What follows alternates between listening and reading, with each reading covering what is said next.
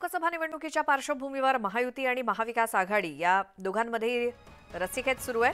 दरम्यान नारायण राणेंच्या ठाकरेंवरील टीकेनंतर 2 महिन्यांनंतर आमची सत्ता आल्यावर नारायण राणे तिहार जेलमध्ये असतील आणि त्यांच्या ईडी आणि सीबीआयच्या फाईली उघडणार असल्याचा धमकीवजा इशाराच ठाकरे गटाचे खासदार संजय राऊतांनी दिलाय। यावरती नितेश राणेंनी राऊतांवरती पलटवार केला आणि पुन्हा एनडीएचं सरकार येणार असल्याचं प्रत्युत्तर दिलं।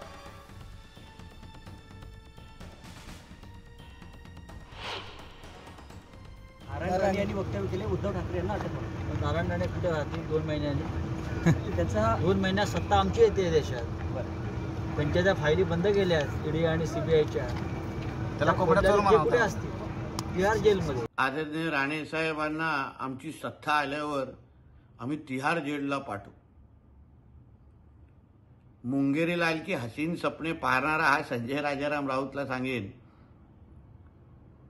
तू आदरणीय राणे साहेबांची आणि आमच्या भारतीय जनता पक्षाची नेत्यांची चिंताच करू नकोस, कारण का 2024ला लोकसभेमध्ये परत एकदा एनडीएचे सरकार येतच आहे। पंतप्रधान मोदी साहेब परत एकदा खुर्चीवर बसतातच आहे।